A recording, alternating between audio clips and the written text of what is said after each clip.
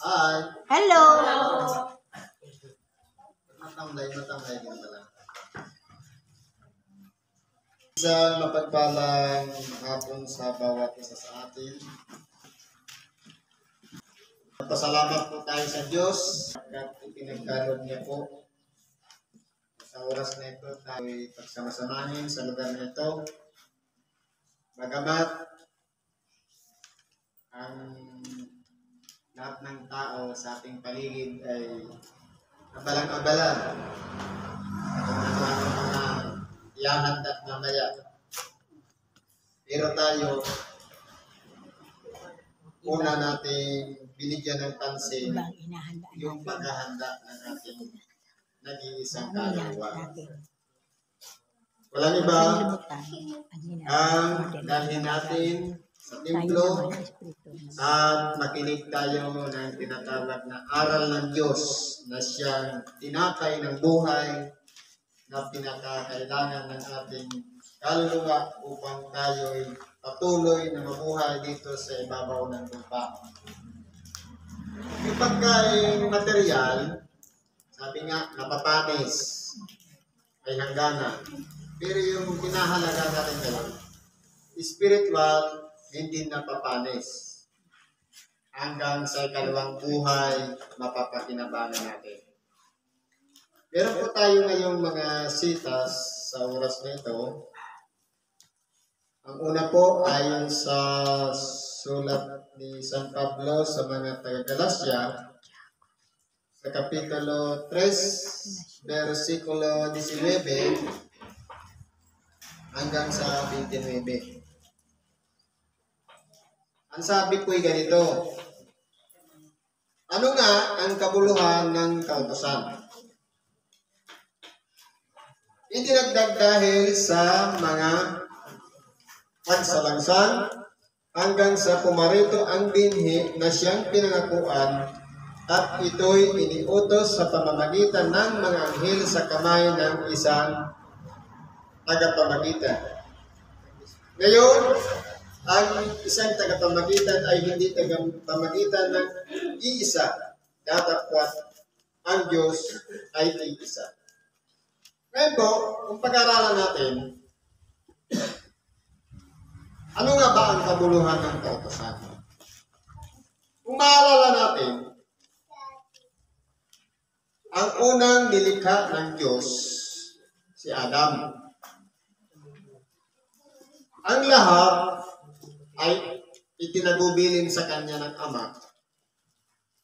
Lahat ng mga hayop sa ibabaw ng lupa, pati yung ipinangingiling niyang bunga ng punong kahoy sa gitna ng halamanan. Bakit po ipinagkaloob ang kautusan? Sapagkat, kumbaga, ang Diyos ko kasi hindi namimilit. Binibigyan ang tao ng kalayaan na pumili. Ngayon, kaya may kautusan. Yun ang batayan ng Diyos kung ang tao ay pasasakop sa kautusan o susuway sa kautusan. Kaya po ipinagkaloob ang kautusan. Kaya ang tanong dito, ano ang kabuluhan ng kautusan? Meron po siyang kabuluhan. Sapagkat halimbawa, nalalaman natin ang mga araw ng pagtitipon. Nakalagay na yan sa ating puso at isipan. Sabado, doon ako sa Buwa. Linggo, doon ako sa Salubon. O kaya sa San Mateo. Ibig sabihin, dahil yan ay nakasulat na sa ating puso at isipan, yan na ang magiging kautusan sa atin. Ano ang magiging kabuluhan niyan? Kapag yan po ay pinahalagahan natin, sabi niya, may pagpapahalaga rin tayo sa pinagmulan ng kautusan, sa makatuwid bagay ang Diyos. na yung mga pagtitipon na nagpapasakop tayo doon. Kaya, bagamat marami tayong gagawin sa bahay, kung may lakad tayo, isasakripisyo natin yun para masunod natin yung kalooban ng Diyos at hindi yung sarili nating kalooban. Kaya may kabuluhan po ang kautusan. Halimbawa, nakalagay sa ating isip ang umpisa ng gawain, alas 12. Kung baga, kapag hindi tayo dumating sa tamang oras, meron na tayong kunting paglabag. Dahil, kumbaga, hindi buo ang ating pagganap sa araw ng pagsamba dahil nabawasan ng ilang minuto. Parang ganyan po yan. Kaya, para nagkaroon ng kabuluhan, unang-una, alamin natin saan ba nanggagaling ang kautusan. Bakit siya ginawa? Ano ang pinaka-purpose ng Diyos? Bakit merong mga kautusan? Yun po ay pamantayan ng Diyos para ang tao ay makita niya kung may katapatan sa Kanya, kung ang kautusan ay galing sa Kanya. Sapagkat makikita doon yung puso ng bawat isa sa atin, yung katapatan ng bawat isa sa atin sa mga bagay na ating mga pinahahalagahan sa makatuwid bagay, yung mga nandidiyan sa ating puso at isipan na siyang nagpapaalaala sa atin sa araw o oras man ng pagsamba. Yan po ang magiging kabuluhan po ng kautusan. Sabi nga, idinagdag dahil sa pagsalangsang. Ngayon, nung naging masuwayan ng tao, idinagdag pa yun. Kagaya ngayon, kumbaga, parang tagapagpaalala na lang siya para yung mga paglabag hindi na magpatuloy, kundi magkaroon na ng limitasyon ang bawat isa na hindi na makasuway o makalabag sa mga kautusan. Kaya po, sabi nito, idinagdag dahil sa pagsalangsang hanggang sa pumarito ang binhi na siyang pinangakuan. Ano ba ang ginawang pagpapahalaga ng mga Hudyo sa mga kautusan? Inilagay ang mga palatuntunan, ang 10 utos, at ganun din. Wala pong nakasunod doon. Hanggang sa dumating yung pinangakuan sa makatuwid bagay, ang ating dakilang Panginoong Hesukristo, na naging tapat ang Diyos, una niya nang ipinahiwatig o ipinahayag sa kanyang mga propeta ang mga panahon at ang mga pangyayari na hindi pa nagaganap, inihula na nila kung papaano ang ating dakilang Panginoon dadanas at mabubuhay dito sa ibabaw ng sanlibutan. Na siya'y lalaitin, hindi kikilalanin, at bibigyan ng walang kahalagahan para sa kanila.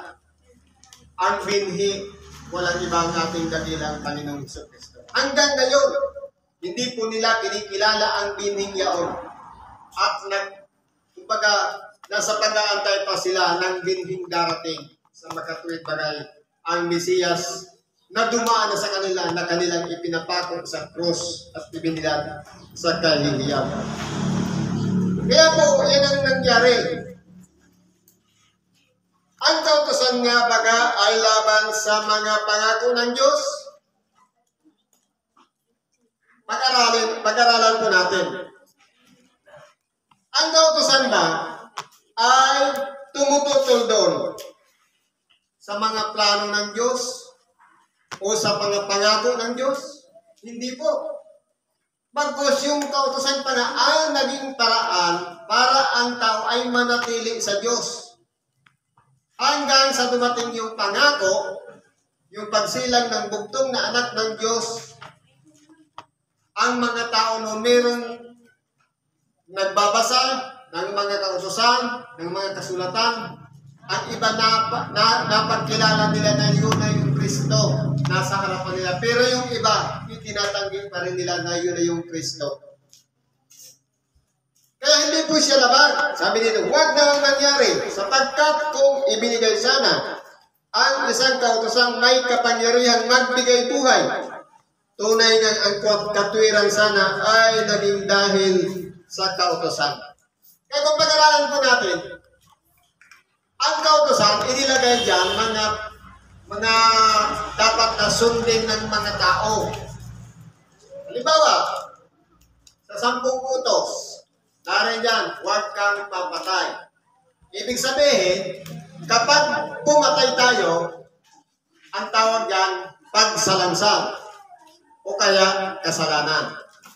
Ngayon, para hindi tayo magkapatay ng ating kapwa, kinakailangan po maalala natin yung kautosan na yun ang pumipigil sa atin upang huwag tayong makapinsala ng tao. Kaya kung mayroong kautosan, halimbawa, sinasabi, huwag kang magnanakaw. Saan ang galing yung sinasabing huwag kang magnanakaw? Galing sa Diyos. Sa pamamagitan ng kanyang daliri, isinulat sa tapyas na bato, ibinigay kay Moises at sa mga tao, hanggang ngayon naabutan pa natin. Pero po, binaliwala po yan. Sa mga sumasa Diyos, mahalaga po yun. Ang sabi nga ng iba, dumating na ang ating dakilang Panginoon, tapos na rin yung 10 utos. Meron po na 4 na unang sa 4 na utos ang pinakamahalaga na pinakakailangan pa nating sundin at gawin sa ngayon. Sabi nga, huwag kang gagawa ng ibang Diyos sa harap ko. Ibig sabihin, ang Diyos ay mapanibubuing Diyos. Ayaw niya na may kahati. Ayaw niya na may kaagaw. Sabi nga, huwag mong babanggitin ang pangalan ng Panginoon mong Diyos nang walang kabuluhan. Hindi mo pwedeng sabihin na halimbawa, nagulat tayo, sabihin natin, oh my God. Hindi ba parang nalalapastangan natin yung pangalan kahit na minsan galit na galit tayo, minsan gulat na gulat. Yan ang nabibigkas natin. Ano ba kung nakasulat? Yung mga araw ng Sabat, bigyan natin ng pagpapahalaga. Kung yan ay pinapahalagahan natin dahil alam natin na iyan ay kautosan mula sa Diyos, hindi po tayo mag-aatubili o magdadalawang isip na hindi natin pagkakaluban ng panahon yung tinatawag na Sabat.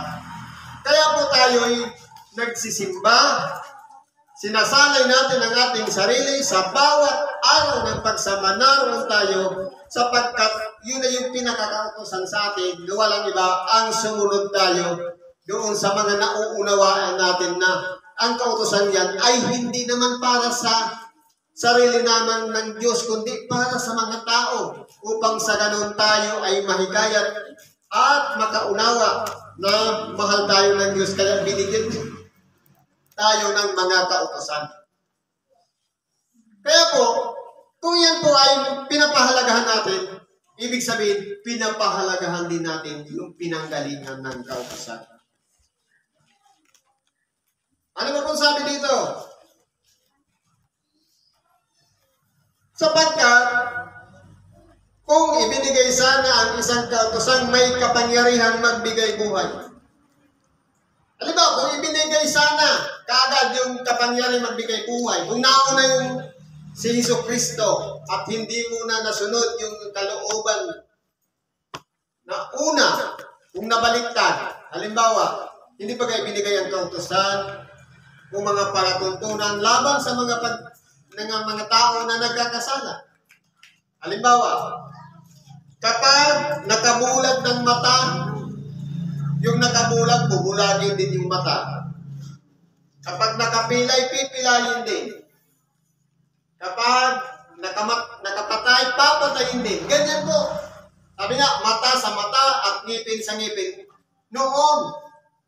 Pero, sa pagdating ng ating dakilang Panginoong Jesucristo, kumbaga, isinaayos niya po yung mga kautosan. Narinig ninyong sinabi, ibigin ninyo ang inyong mga kaway at kaputan, o idalangin niyo mga at kaputan niyo yung mga kaaway. Ngunit sinasabi ko sa inyo, ibigin ninyo ang inyong mga kaaway at idalangin ninyo ang sa inyo'y nagsisiusig. May pagbabago na po.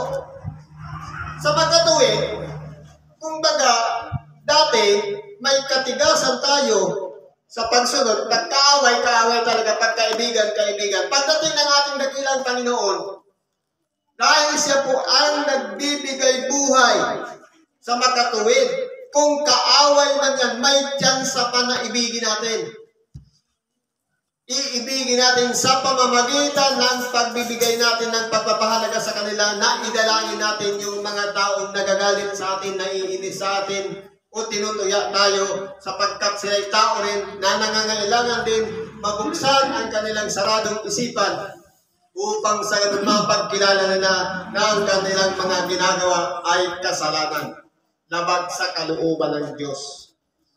Kaya po, inayos natin ang ating dakilang Panginoon, at sa pamamagitan po ng pag-ayos na yaon, yung pagpapahalaga na natin sa kapwa, wala na tayong pinipili. Kumbaga, kaaway man yan, kaibigan man yan, pantay na tayo magkaloob ng pag-ibig para sa kanila. Hindi yung iibigin lamang natin, yung nagpagbigay pagpapahalaga sa atin.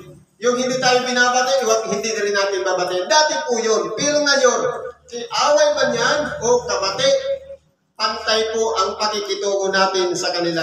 Yan po ang kautusan ni Kristo, kaya nagbibigay buhay sa makatuwid. Kung yung masama at mabuti na ginagawan tayo ng masama o ginagawan tayo ng mabuti, pantay na yung pakikitungo natin sa kanila, ina-apply natin ang pag-ibig, yun na yung sinasabing nagbibigay buhay.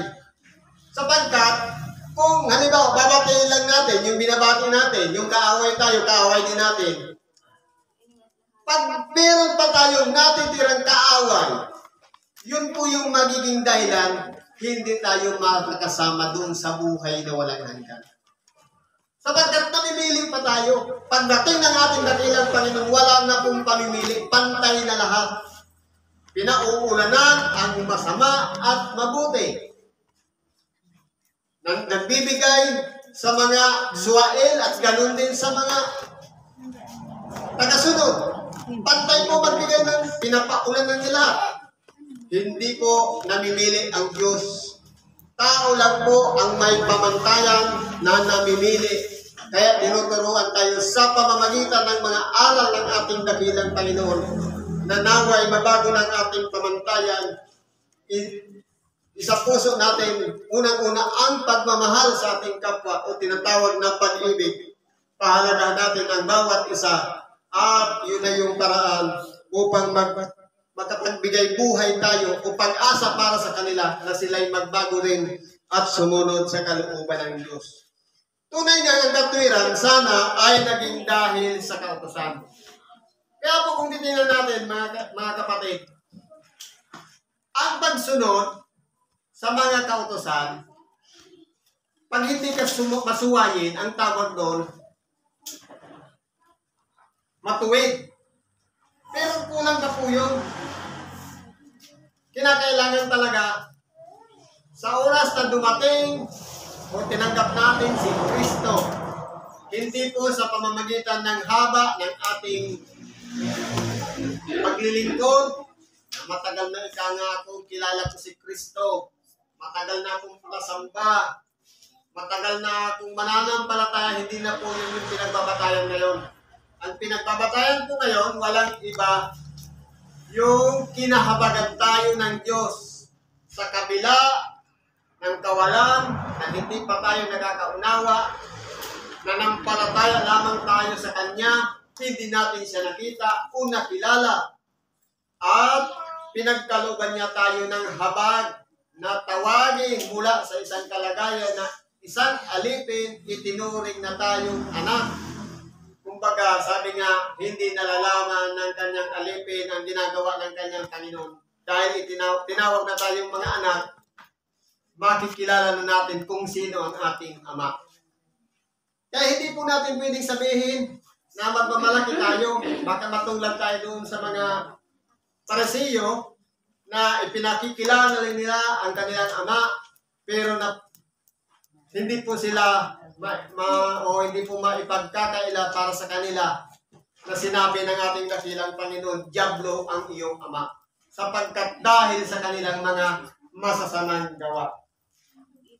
Sabi po dito, datapwat kinulong ng kasulatan ang lahat ng mga bagay sa ilalim ng kasalanan upang ang pangako sa pamamagitan ng pananampalataya kay Jesucristo ay magbigay sa mga nagsisipalataya. Kaya kung titingnan natin, sa pamamagitan ng mga kasulatan, kumbaga, nahusgahan na, nahatulan na ang lahat ng tao walang matuwid, wala kahit isa. Ibig sabihin, lahat ng tao ay makasalanan. Kaya po, nung dumating yung pangako sa pamamagitan ng pananampalataya natin kay Jesucristo, na ito na po yung tinamo natin ngayon. Dati, hindi tayo tinawag na bayan, pero ngayon tinatawag na bayan na ng Diyos. Sapagkat, bagamat hindi natin siya nasaksihan o nasilayan ang kanyang pagtubos, pero dahil sa mga banal na kasulatan at dahil sa pangangaral ng Ebanghelyo, binigyan natin ng pagpapahalaga yung aral at tinanggap natin sa ating puso, sa ating mga pag-iisip, na bagamat hindi natin siya nakita, sumampalataya tayo sa ginawa ng ating dakilang Panginoong Jesucristo. Kaya kumbaga, hinatulan na yung mga tao na namatay o magtatamo ng kamatayan dahil sa pagkakasala.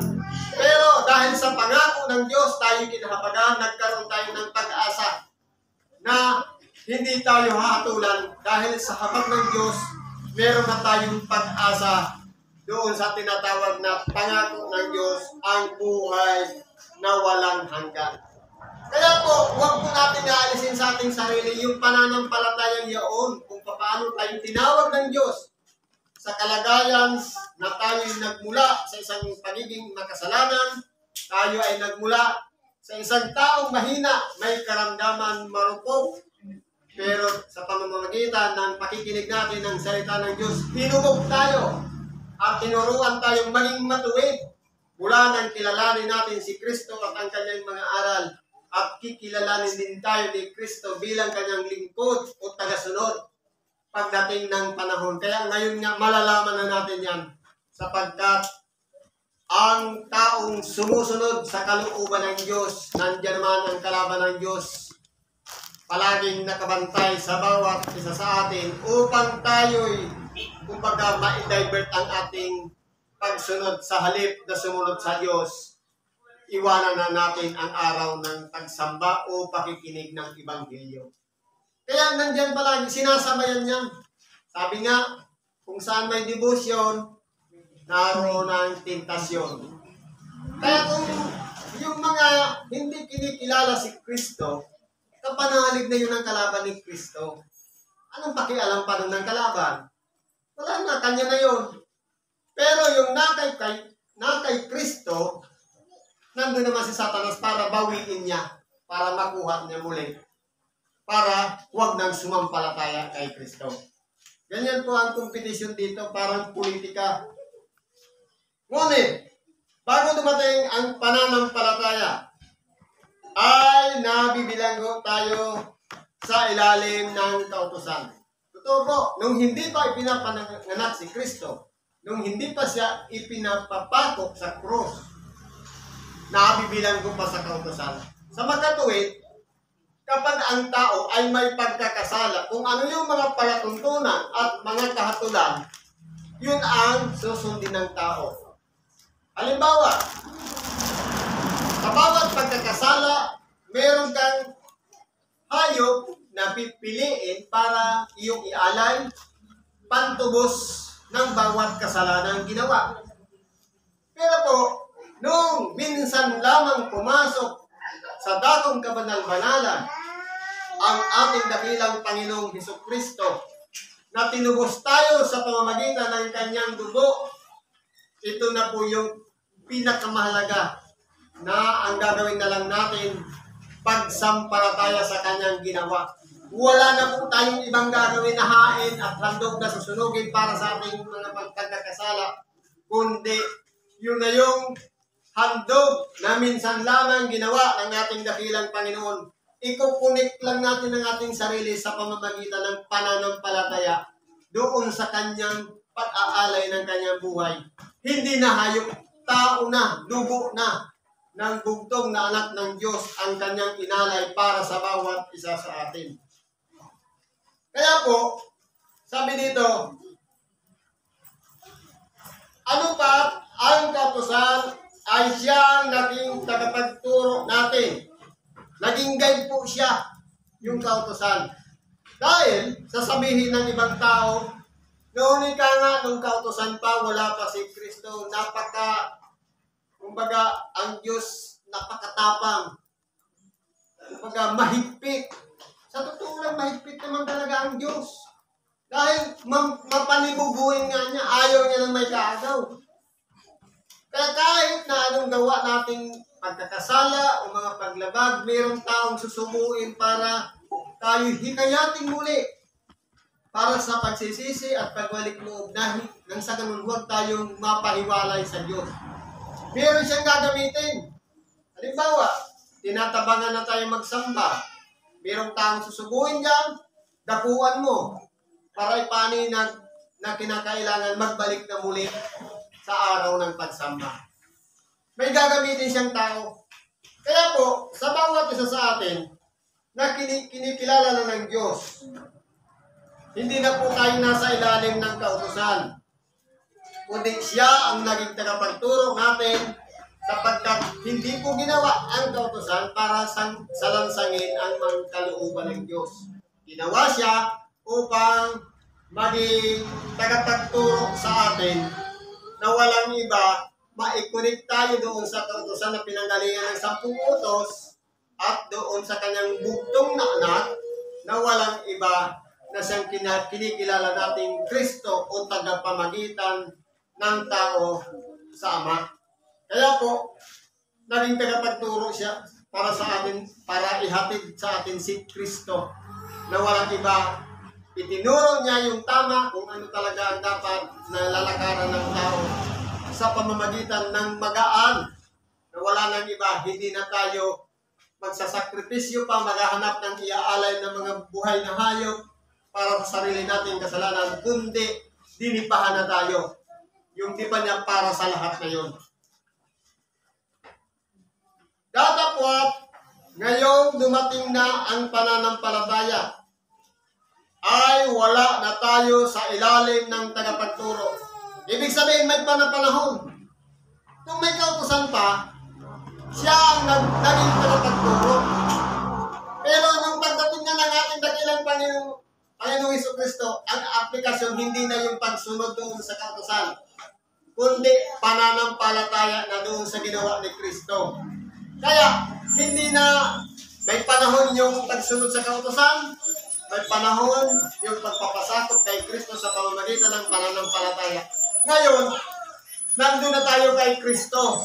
Wala na tayo doon sa ilalim ng kautusan. Kaya, puto na rin yung paghahandog ng mga hayop na kay Kristo na tayo. Tao na ngayon ang kinikilala natin sa makatuwid bagay si Jesucristo na nagbigay halaga sa bawat isa sa atin, anuman ang kalagayan natin. Makasalanan man tayo man ay hindi, tayong lahat ay tinubos ni Kristo. Ibig sabihin, ayaw ng ating dakilang Panginoon mapahiwalay kahit isa sa atin sapagkat dinipahan niya lahat. Pero yung nasa ilalim pa ng kautusan, bawat isa na nagkakasala, meron siyang sariling handog. Pero ngayon, hindi na. Pangkalahatan na yung ginawa ng ating dakilang Panginoon. Sapagkat kayong lahat ay mga anak ng Diyos. Nung tayo po ay nasa ilalim pa ng kautusan, ang tawag sa atin, alipin. Sapagkat ang alipin, walang ibang ibig sabihin yan, tagasunod. Alipin, siyempre, na merong batas. Dahil ikaw ang tagasunod yan, ikaw ang alipin. Pero pagdating ng ating dakilang Panginoon, hindi na alipin ang tawag sa atin, kundi anak na ng Diyos. Kung paano ipinakilala niya ang kanyang bugtong na anak, kikilalanin din tayo bilang mga anak ng Diyos. Sa makatuwid, hindi na tayong naiiba sapagkat kung paano ang anak ay nandun na sa luklukan ng kanang luklukan ng kanyang ama, tayo naman ay paroroon dahil sa pagtawag sa atin. Napakasarap na yung tawagin tayong mga anak ng Diyos.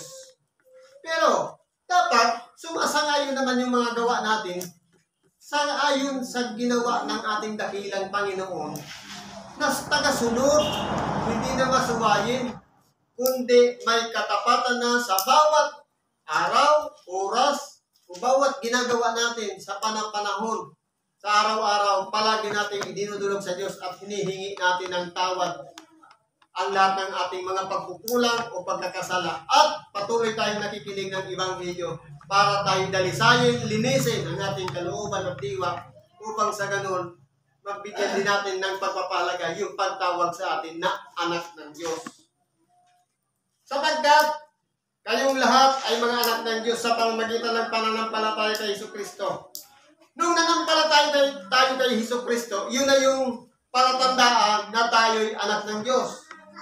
Sapagkat ang lahat na sa inyo ay binautismuhan kay Kristo, ay ibinihi si Kristo. Ngayon, maraming mga tao ang mga binautismuhan. May binautismuhan sa tubig, may binautismuhan sa Espiritu Santo. Kumbaga, may panapanahon din yun. Yung bautismo sa tubig, yun yung turo o aral ni Juan para sa pagsisisi. Ibig sabihin, mula sa isang pagiging makasalanan, lilinisin natin ang ating kalooban at diwa. Yun yung bautismo sa tubig. Sa panahon ngayon, kahit 10 bisis kang iluwag sa tubig, kung hindi pa rin nagbabago ang ugali, sutil pa rin at matigas ang ulo, baliwala po ang bautismo sa Espiritu Santo. Kinakailangan munang ang pagsisisi sa makatuwid. Kumbaga, mula sa pagiging makasalanan, lahat na ginawa, kasi parang ganito yan eh. Pag gumawa tayo ng kasalanan, ang nakakabit sa atin, negative. Ngayon, pag nagsisi tayo, neutral, zero. Nakasunod na tayo, positive na. Ngayon, ibig sabihin, hindi na tayo padadala sa sarili nating haka, sa sarili nating mga katha, sa sarili nating natutunan o mga kinagisnan, kundi bago na tayong nilalang sa makatuwid bagay. May pagpapasakop na tayo kay Kristo. Ibibihis na natin yung kalagayan na kung paano ang ating Panginoong Jesucristo tinawag na bugtong na anak ng Diyos. Tayo naman ay tinawag na anak ng Diyos. Ibibihis na rin natin si Kristo sa pamamagitan ng mga bagay na naging halimbawa na iniwan ng ating dakilang Panginoon na may katapatan tayo sa kapwa, nagpapahalaga tayo sa kapwa, ipinapakita natin yung pag-ibig sa kapwa, wala na tayong pinipili, pantay na tayong tumingin sa kapwa. Ibig sabihin, kapag ginagawa na natin yan, ibinihis na natin si Kristo. Kaya, ngayon, mahirap kong gawin yan. Pero nandyan ang kapangyarihan ng Espiritu Santo bilang tagatulong sa atin. Dahil kung dati, nasasakop pa tayo ng pagiging isang makasalanan, nagsisi tayo, hindi tayo makakausap kung sarili lang natin. Pero kung kasama natin ang Espiritu Santo, magagawa natin ang isang bagay na positibo o ayon sa kalooban ng Diyos. Halimbawa, dating mandaraya, sa timbangan na lang, palaging kulang sa kilo. Humingi tayo ng tawad o nagsisi tayo. Nung ibinihis na natin si Kristo, pag bumili sa'yo ng 1 kilo, itatapat mo talaga sentro sa 1 kilo. Hindi mo na gagawin yung pagiging madali sapagkat nandiyan na yung udyok ng Espiritu Santo, bawal yan. O, sabi nga, huwag ninyong pighatiin ng Espiritu Santo. Pinipighati natin yung Espiritu Santo. Kung matapos na nagsisi tayo, madaya pa rin tayo yung Espiritu Santo ang pinipighati natin. Kaya mag-ingat po tayo dyan. Ang tawag dyan, pagsalangsang sa Espiritu Santo. Ano pang sabi dito? Walang magiging Hudyo o Grigo man. Walang magiging alipin o malaya man. Walang magiging lalaki o babae man, sapagkat tayong lahat ay iisa kay Kristo. Kung titingnan natin, babae o lalaki, Grigo o Hudyo, alipin o malaya, pantay na lahat. Ibig sabihin, hindi na tayo titingin dahil alipin siya, mababa ang tingin natin, hindi pantay na lahat. Dahil babae siya, iba, mababa pa rin, hindi. Kumbaga wala nang pinag-iba dahil ang pagtingin ng pantay-pantay ng Diyos sa bawat isa sa atin. Walang lalaki, walang babae, lahat tayo ay tinuturing na anak ng Diyos. Kaya ano ba sabi dito? At kung kayo'y kay Kristo, kayo'y mga binhi ni Abraham at mga tagapagmana ayon sa pangako. Kaya kung titingnan natin, sabi nga, bago si Abraham ay namatay, nangako ang Diyos sa kanya na pagkamatay ni Abraham, ipapakilala ng Diyos sa pamamagitan ng kanyang binhi. Hindi ba anak lang niya isa, si Isaac? Tapos meron pa siyang unang anak, si Ismael, na anak sa pagkaalipin. Si Isaac naman, anak sa malaya. Ngayon, kung tayo po ay na kay Kristo, doon natin malalaman na binhi tayo ni Abraham. Sabi nga, ano ang palatandaan ng pinangako ng Diyos kay Abraham?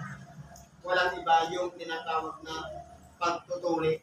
Sa panahon ngayon, maghanap tayo ng mga bansa na mga lalaki tuli, mga binhi yan ni Abraham. Kaya ngayon, hindi na lalaki yung pinagbabatayan ng pagiging tuli. Yung pagbabago na ng pag-iisip sa makatuwid bagay, yung may pagpapasakot na sa Diyos at sumusunod na tayo sa kanyang kalooban. Siguro hanggang dyan na lang muna yung may babahagi natin. Salamat po at pagpalain tayo ng Diyos. Ano man ang ating mga kahilingan, idulog natin lahat sa Diyos, karaingan man, problema o karamdaman, lahat ng yan, ilapit natin sa Kanya at ipagkakalo ang kapanatagan ng ating mga kaluluwa. Salamat at pagpalain tayo ng Diyos.